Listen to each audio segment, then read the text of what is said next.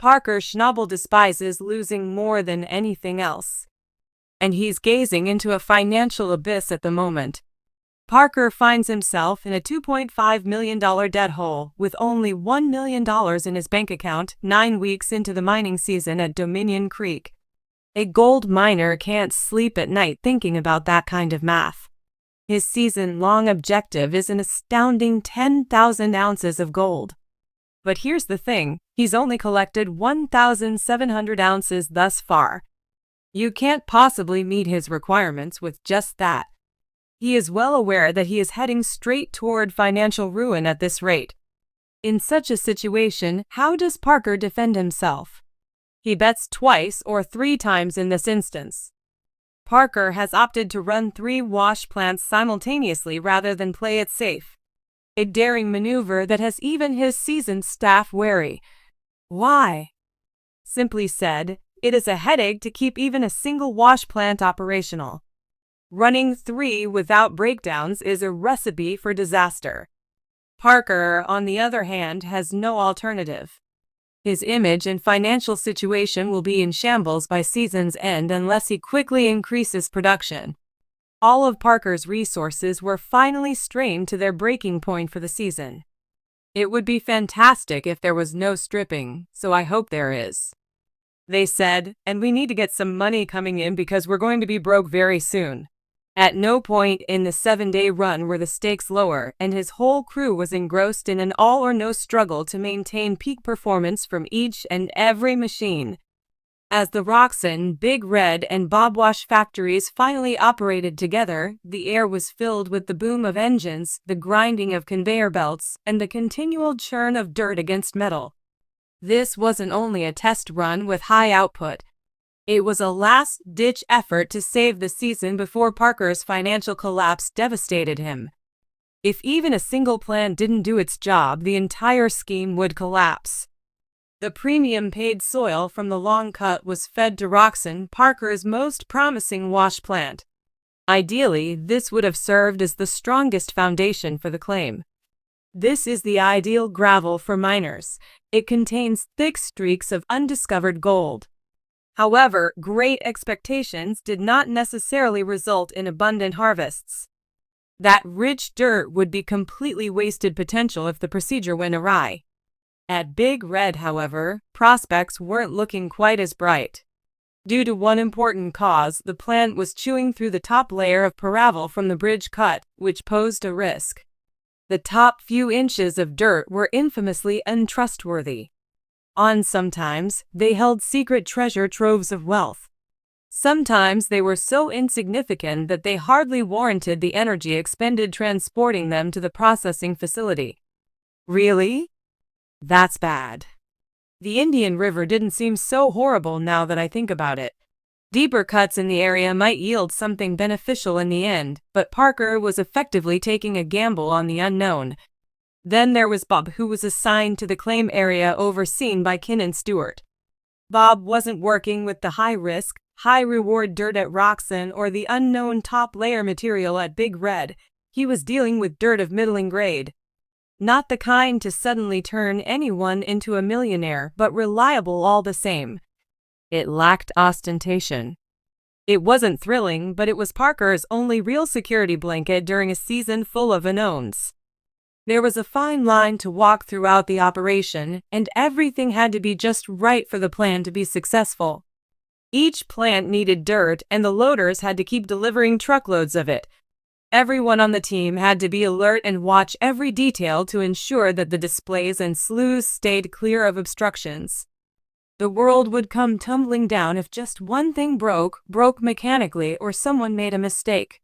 Parker really couldn't afford that, especially with all the money at stake. Allow me to shift gears and briefly discuss logistics. Just turning on 3 wash plants doesn't make them run. Rock trucks carrying thousands of tons of material are always on the move because each one needs its pay dirt.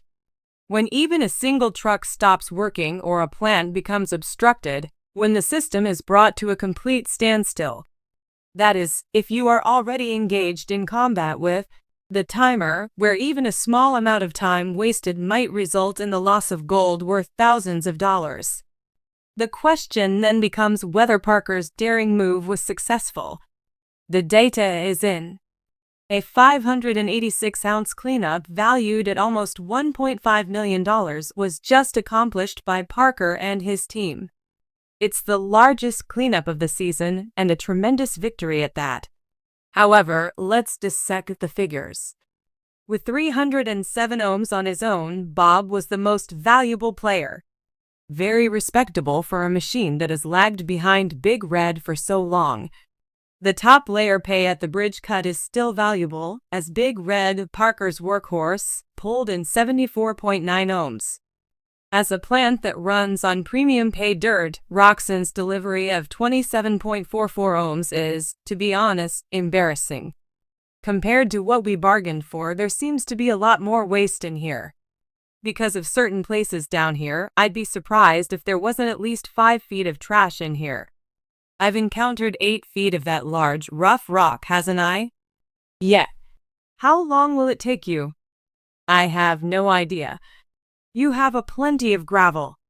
Either the soil isn't suitable for planting or the plant isn't functioning properly. However, 586 is somewhat better. Let's do some simple arithmetic. For the season, Parker will need 10,000. He would still fall more than 3,000 ounces shy of his objective if he doubled this cleanup every week. Consequently, although this is a much-needed victory, it will not ensure a successful season. The rock trucks are the unsung heroes of every mining operation, and now we'll talk about them. These massive machines transport the mine's paid dirt to the processing facilities. And Parker's operation would be completely crippled without them. The largest movers on the site, the A60 rock trucks, were brought in by Parker's to keep up with the new 3-plant layout. It is theoretically possible to double the hauling efficiency of these monsters compared to the original A40s because they can transport 20 tons more pay dirt. However, there is a snag. Breakdowns are more severe with larger machinery. The first issue was that one of the A60 trucks had its tailgate mid-hole ripped off. A huge metal door crashing to the ground on a country road with no lights or warning signs. In order to keep the vehicle going, the team ripped off the complete tailgate. Worst came to worst.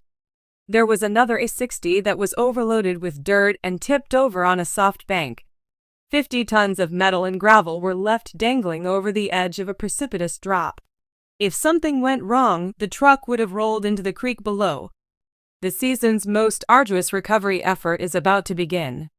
Before utilizing an excavator to gently guide the truck back onto all 4 wheels, the crew had to delicately lower the truck's box to change its center of gravity.